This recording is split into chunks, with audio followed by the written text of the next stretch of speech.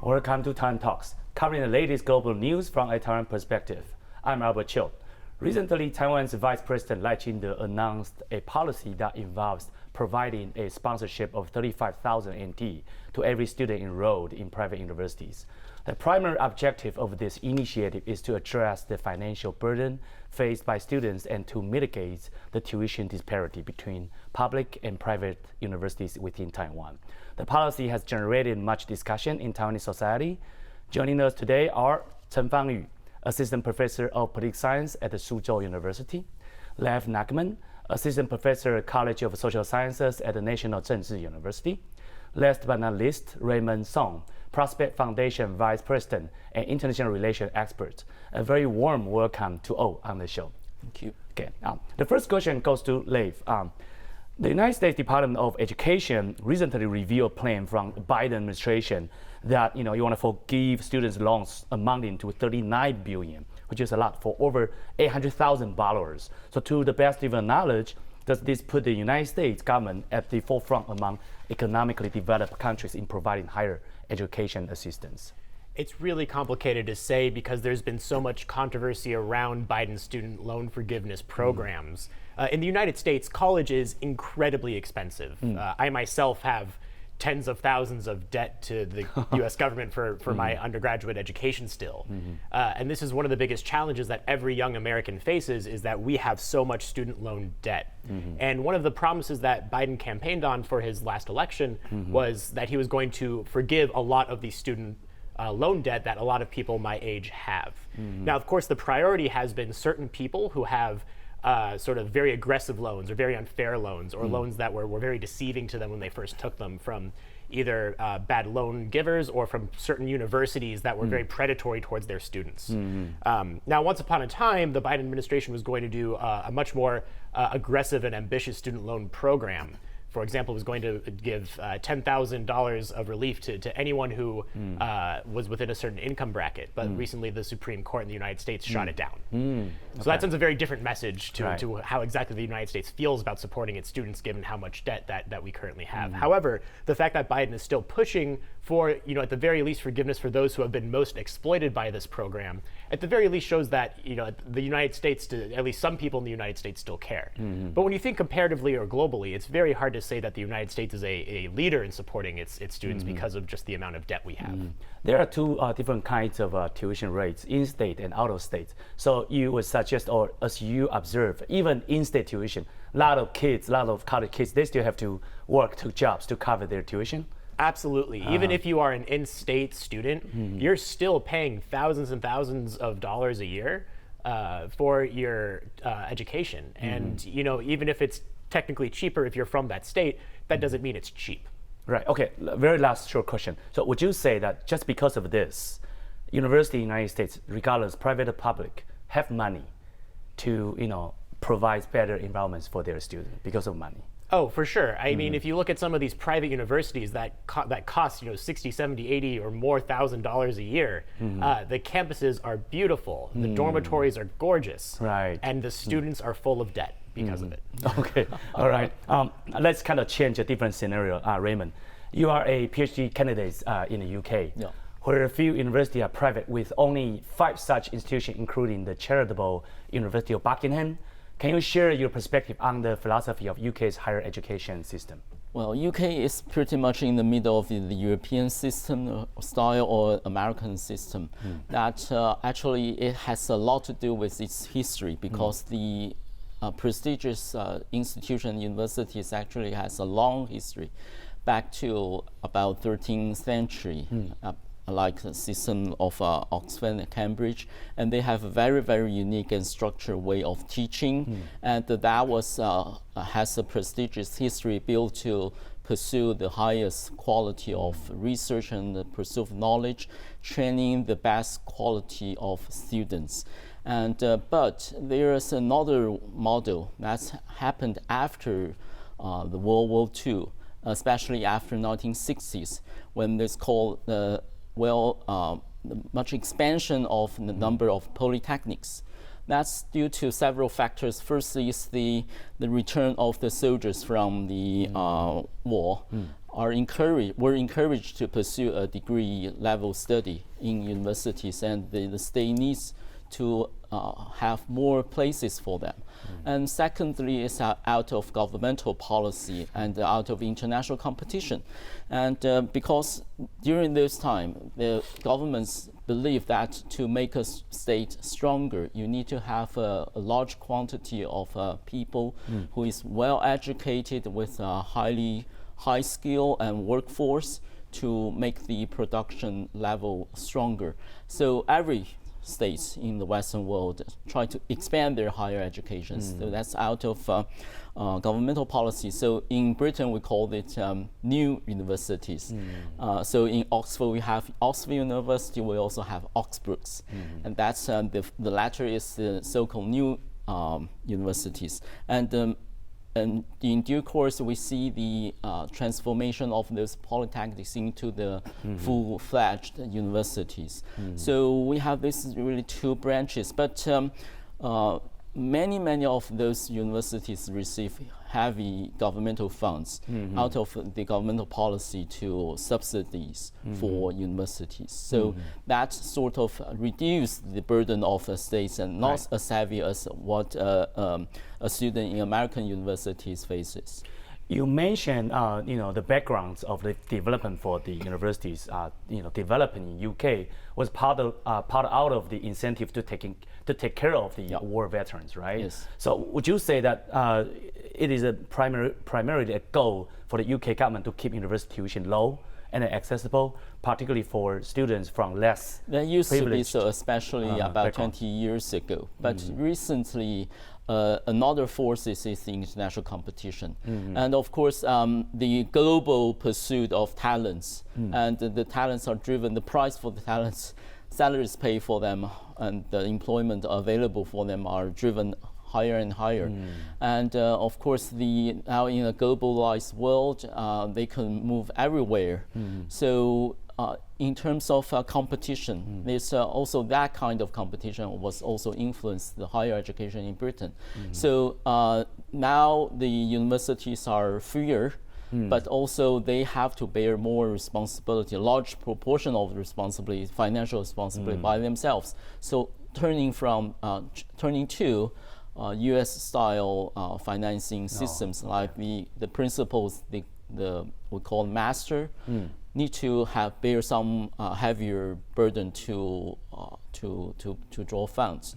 Okay, let's come back to Taiwan, Fang-yu. Returning back to Taiwan, Executive Yuan announced a plan to offset private university tuition by NTD 35,000 per student. That's actually a lot. Additionally, students facing economic hardship will receive stipends ranging from NTD 15,000 to NTD 20,000. This decision has ignited a contentious debate as critics say it misuses public funds and sustains underperforming private universities. They should have gone a long time ago, but because of the policy, they get to stay. On the other hand, though, supporters perceive it as a step towards narrowing the wealth gap among students from the have family and the have-not family. So what's your thoughts on this? Actually, this policy is very simple. So it's just to reduce the burden of the students in the private schools. So we noticed that there are 65% of students going to private schools in Taiwan. However, it's opposite to the U.S., right? So in the U.S., you pay what you get, and I mean, in the private school, they are very top university. Right. However, in Taiwan, it's the opposite. So our public fundings, our public resources are all concentrated in the public schools. So in the private schools, people have to pay 2 or 3 times more than public school students. However, the private school students only receive 1/3 of the public resources and all of the teaching resources compared to the public school students. So I think this reverse of the redistribution, that a lot of the resources are concentrated in the public ones. However, the private school students have to pay a lot, and they have a lot of student debt, and then they receive less resource. So I think this policy is very simple. It's just to reduce the burden of the students. However, there are indeed some other performance problems and other problems. But this is not the policy for. I mean, we should deal with the higher education problems separately, because this policy is very simple, just for the student. Yeah. Well, I mean, just after the policy came out, right? I mean, there were a lot of statements floating around on the internet saying that the students from the private university, especially from the bottom one, they do not deserve such stipend because basically they're just not into studying.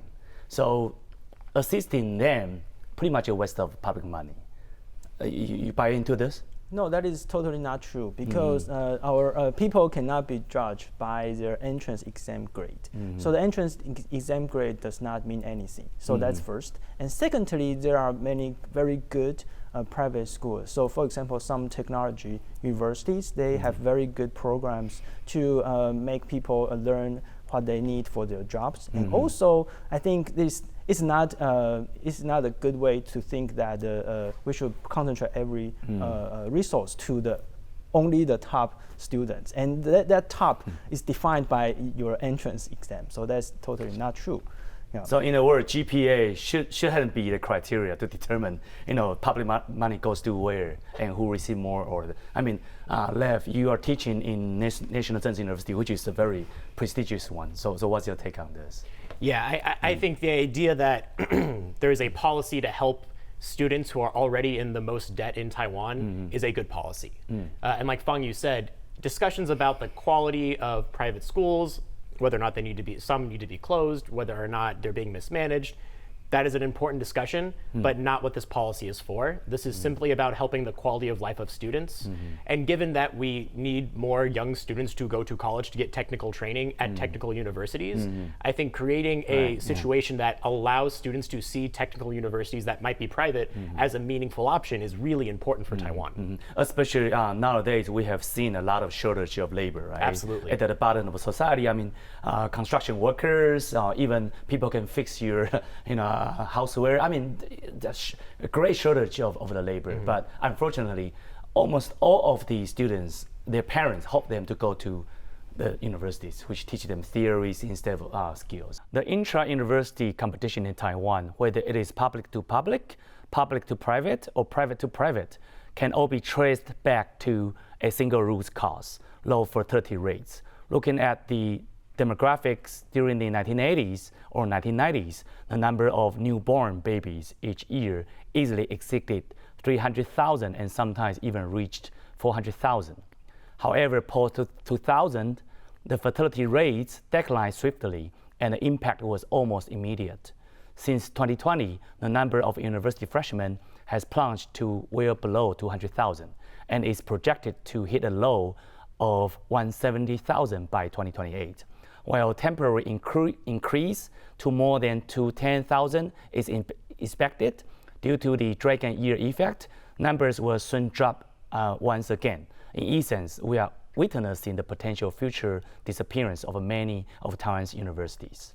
Given the concerns surrounding the low fertility rates and the potential need for certain universities to close in the future, the question arises: should public or private institutions be the ones to do so? Yeah, maybe Raymond. May I just came back and also answer the question? Actually, Sure. the current policy, an added layer of the current policy is for achieving a better degree of social equality. Because in Taiwan's entry to the university, we have this reverse selection process that we see. That's not a problem unique to Taiwan. Actually, it's shared by other countries.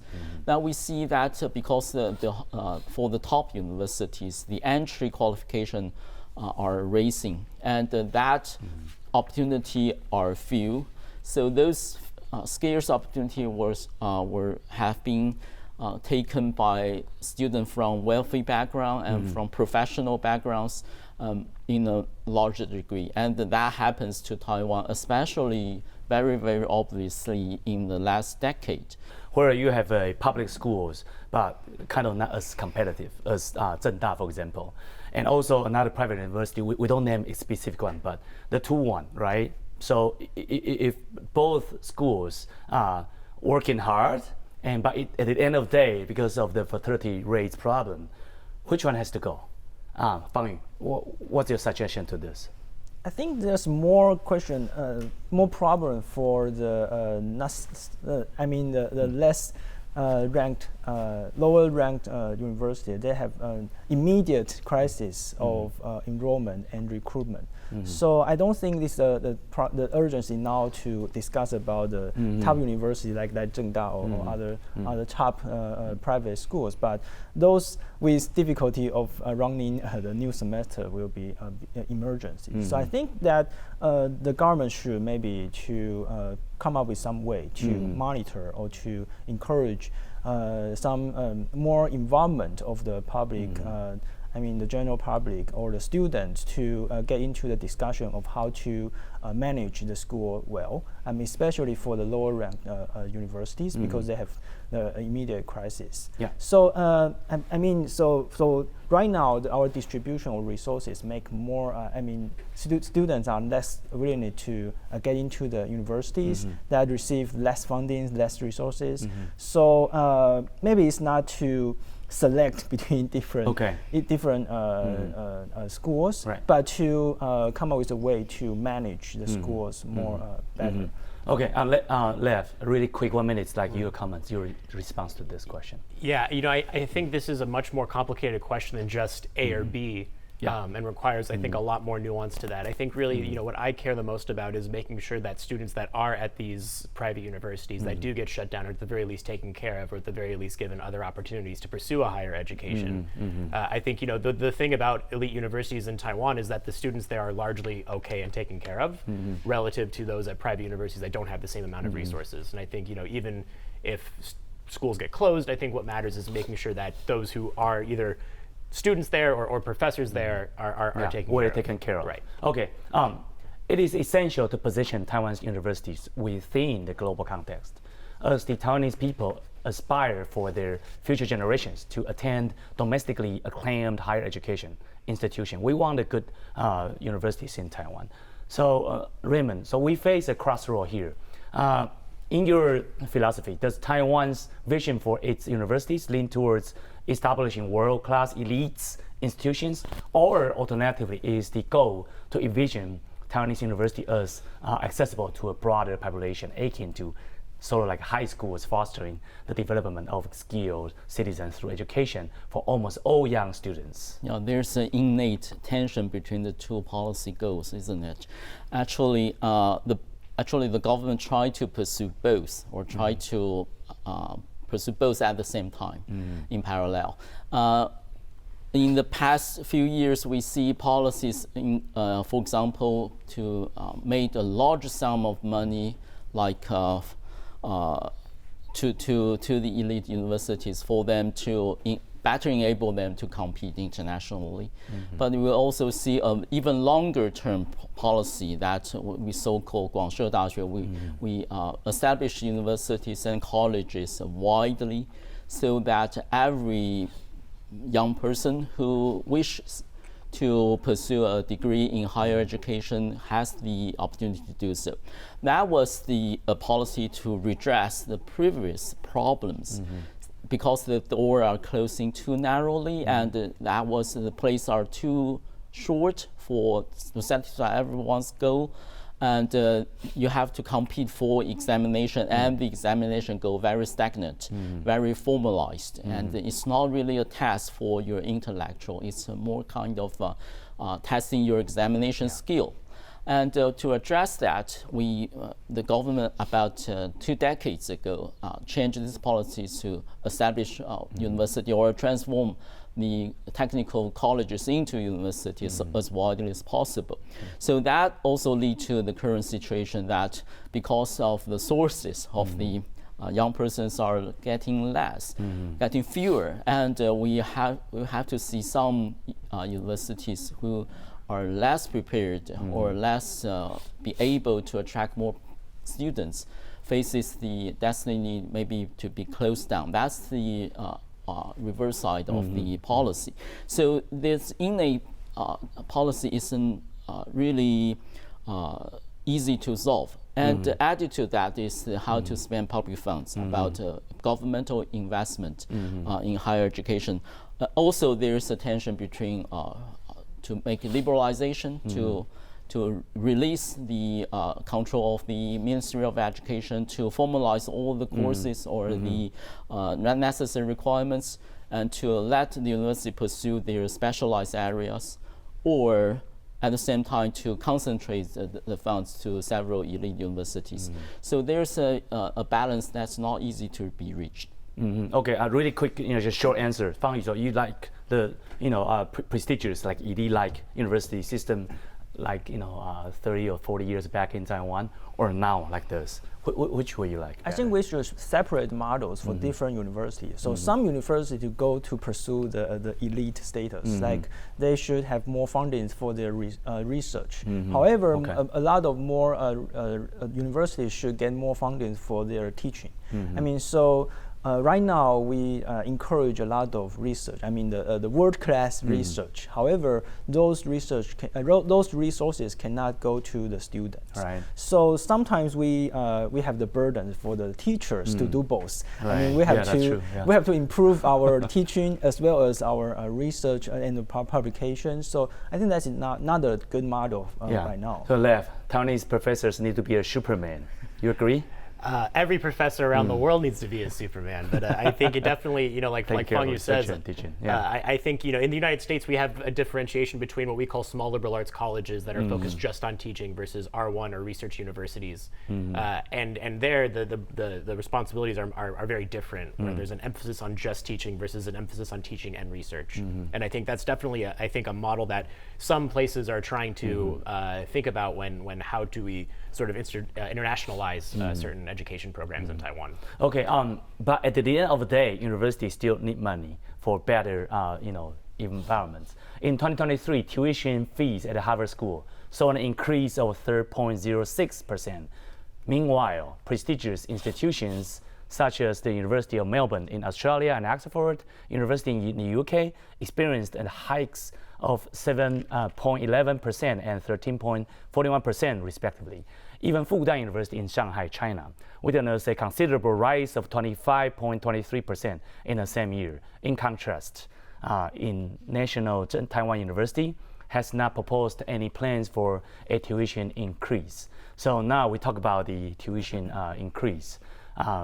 So Fang-yu, as you pursued your PhD in the United States, could you explain why Americans perceive their higher education encompassing bachelor's, master's, PhD programs as an exclusive commodity?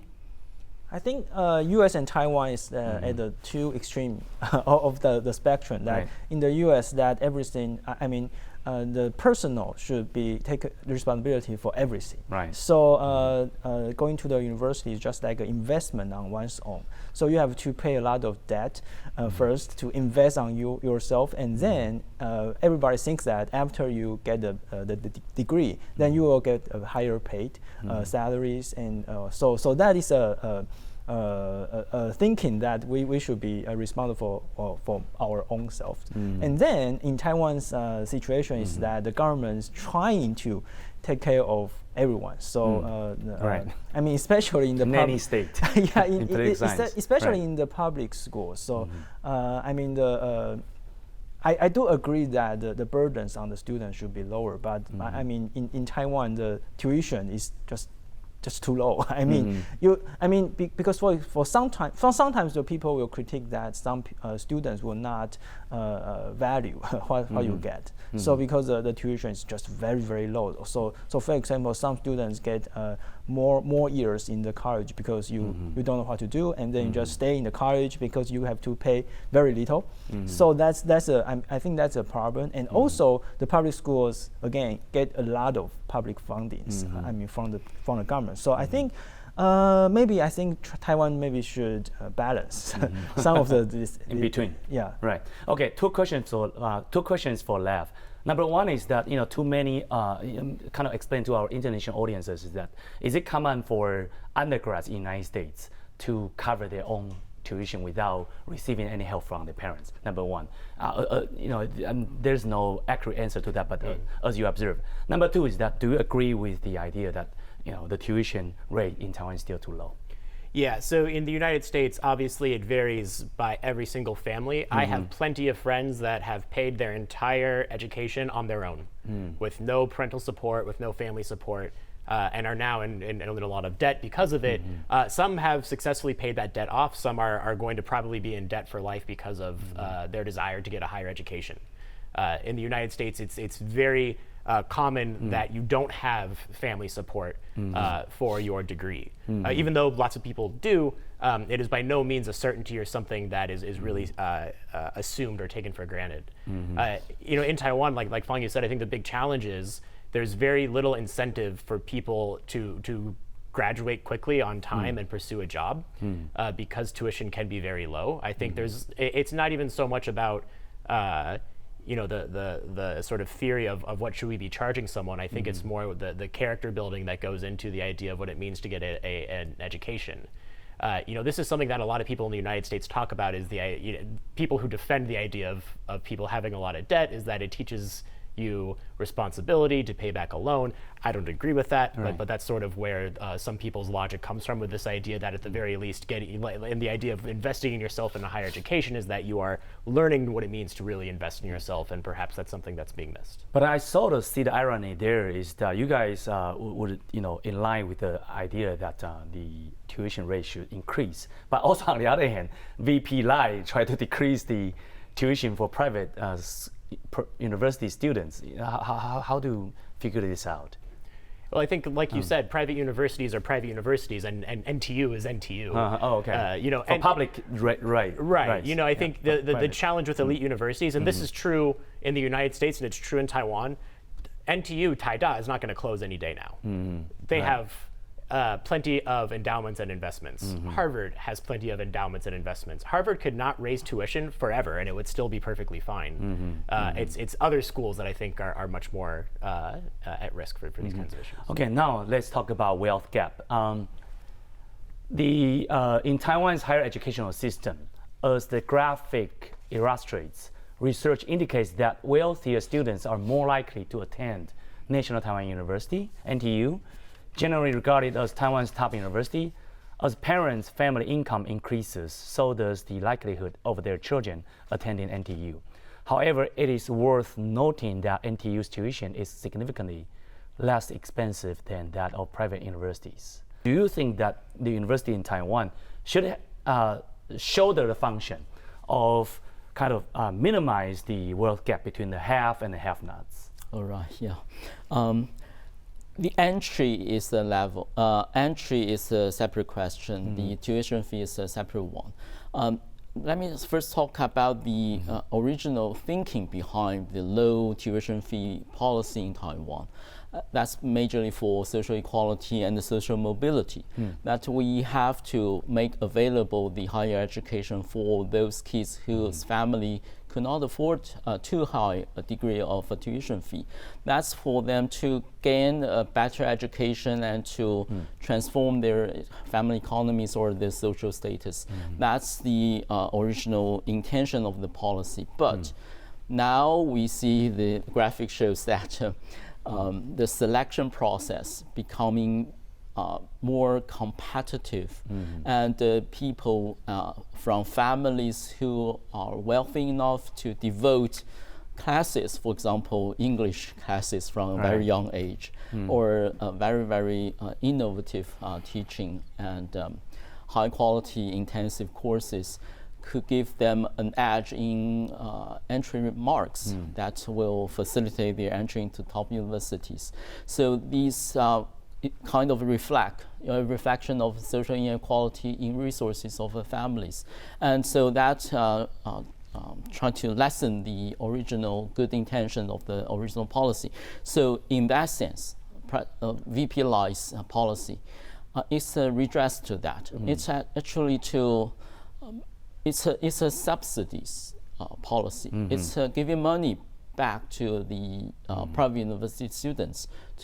It's a kind of assistance or aid to reduce that problem. But separate question is how do we redress the entry indifferences problem, that we could make the scale maybe diversify the entry channels of the top universities to broaden the diversity of the student communities in top universities, for example, not only who acquire high marks in the exams, but from their talents, more diverse, and more from diversity backgrounds. Great points. I would say the entry should still be selective, but wide open for poor students, right? Yes. Okay. In Taiwan, there is a prevailing belief that through diligent study and admission into prestigious universities, it could pave the way for social mobility, as Raymond just mentioned. Nonetheless, it seems that achieving this solely through college education has become progressively more challenging. So, Fang-yu, do you agree with this assessment? Well, yes, the diligent and the hard working do bring some success. However, there are some traps for the for some families, especially I could give you a number here. So people who live in Da'an district in Taipei City has a probability 100 times more higher probability than Taidong County citizens to get into Taida. So it is not because Da'an district people are hardworking or everyone's hardworking, right? So, but however, the environment of study and also the resources one can get from Taipei, there are multiple factors that influence our probability of getting into the top universities. So we see this reverse distribution that the wealthier family students get into top university and pay less, and then get a lot of public fundings and public resources. So right now we just this is a very simple sponsorship. Just want to decrease this gap. However, we still have to think of the how to select people more wisely. For example, we have the reform on the so-called 繁星计划 and other different approaches of get into the university. I think that is in the right direction. However, that's still not enough for this selection. All right. Let's now turn to Timothy Rich, Professor of Political Science and Director of the International Public Opinion Lab at Western Kentucky University. He spoke to our political editor, Roth Wen, about how Taiwan education compares with the world. Let's take a look. Can you talk a bit about the difference between Taiwanese and American higher education? There's a few things. There's a tendency to think of the higher ed in Taiwan focusing on memorization over necessarily creativity. Often you see a focus in the U.S. Stereotypes of less emphasis on math skills. Stats phobic students for that matter. But I think another major difference is, frankly, cost. The Taiwanese higher education system is far more affordable than the education system is in the U.S. So it makes it much easier for a diverse group of students in Taiwan versus in the U.S. to be able to afford higher education. You've seen both systems, and what do you feel Taiwan can adapt from the U.S. on, and vice versa?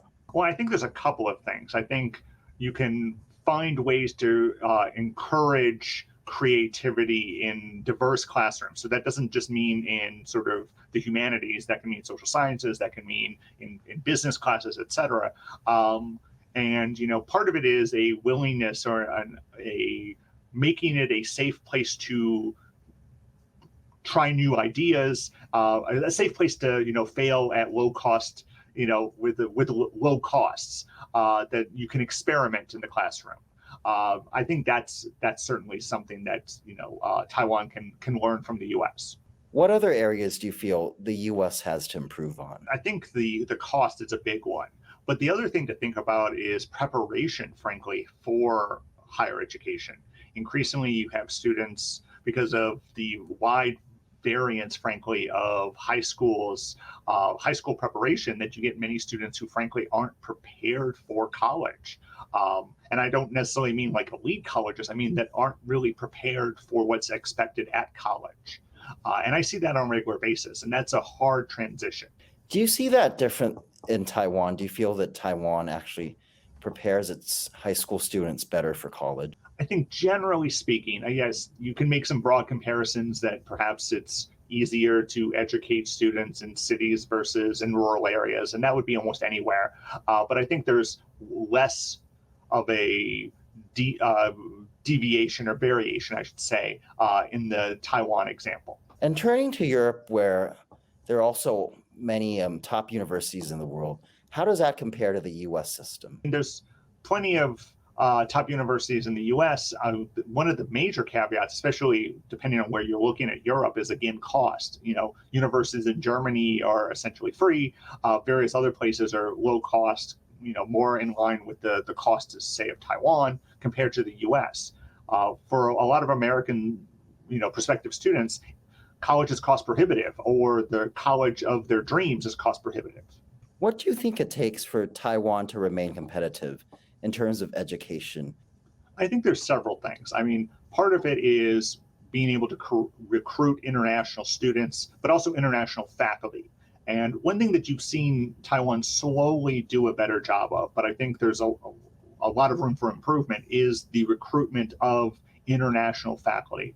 That whether that's usually what that means is English-speaking faculty, but it could mean bilingual, trilingual faculty. The example that comes to mind is that a lot of South Korean universities have invested heavily in creating students that are going to be bilingual or trilingual, with a lot of classes in English across disciplines. And Taiwan's been a little slow to do that, frankly. And I think that's one area that immediately comes to mind. How does that compare to Korea's?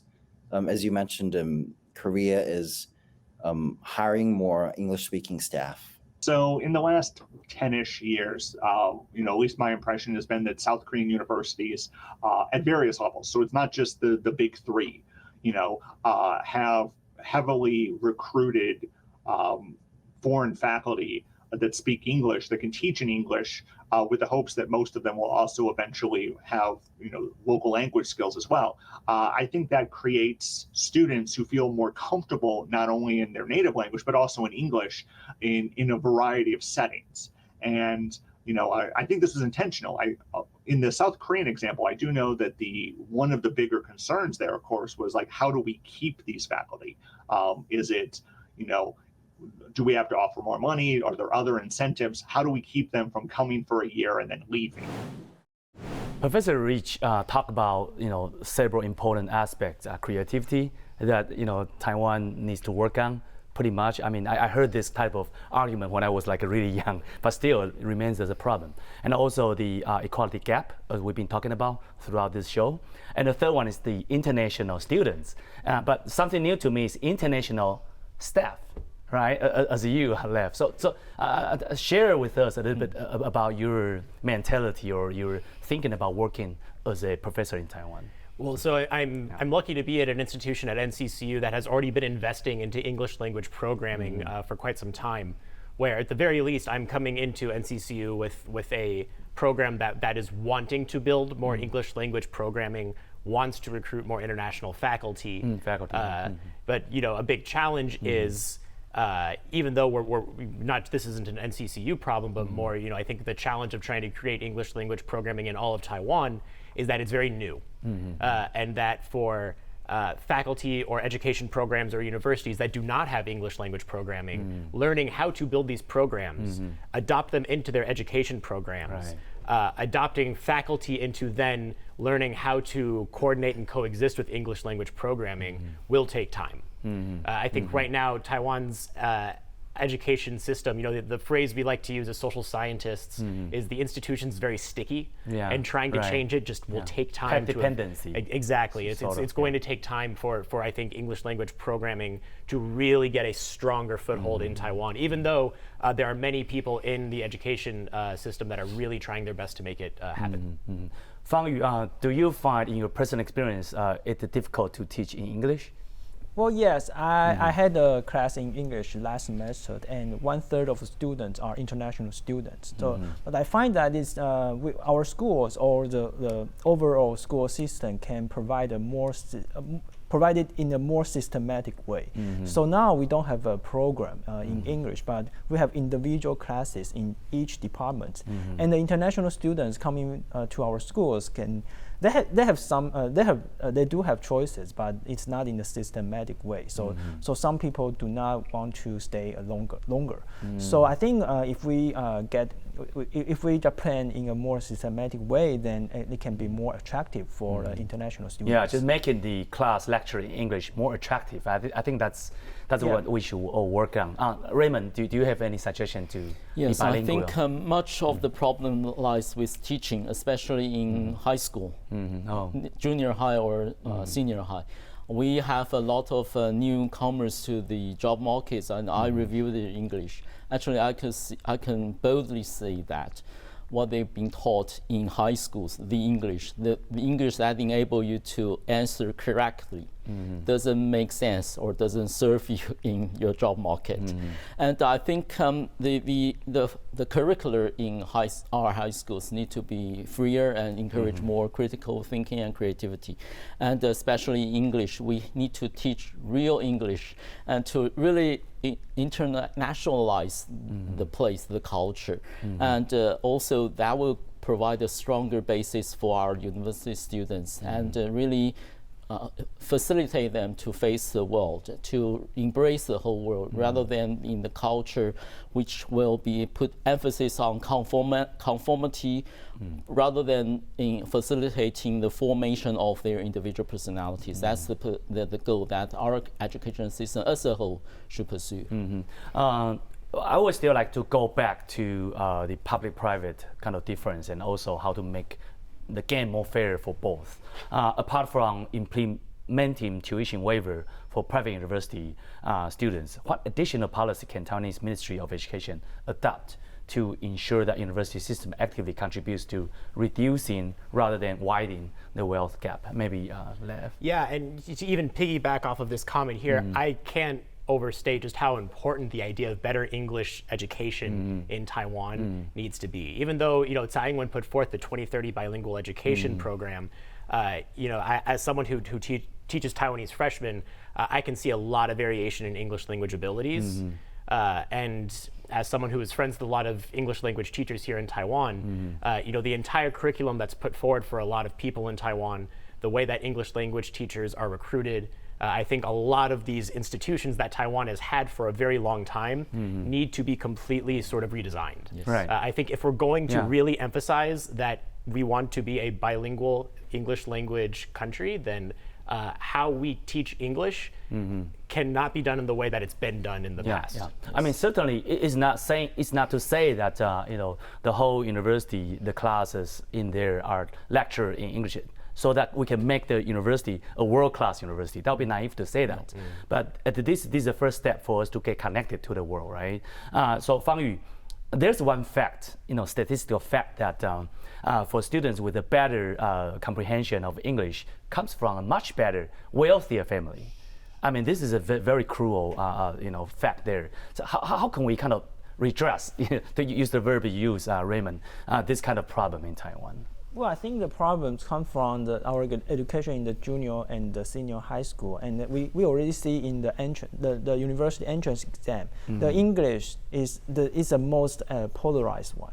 I mean, for the grade, right? So I think the problems goes to our basic educations in the junior and senior high school, and also I think in the higher education in our level, I think we can do is to maybe to improve or to provide some additional classes in the freshman year, so that maybe to diversify different passes. So for students who need more English training, then they can have some selections. So do not put everyone in the same class. So that will make more difficult for the teachers, right? So we should maybe to invest more resources for students with different needs.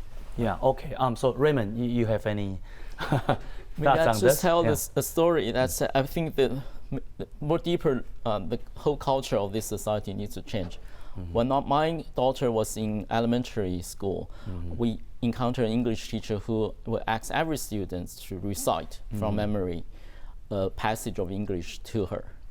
And I posted a message in the parents group saying, please, teacher, that's not the way to teach English. We need to teach the children real English. Please don't ask my daughter to recite the passage to you.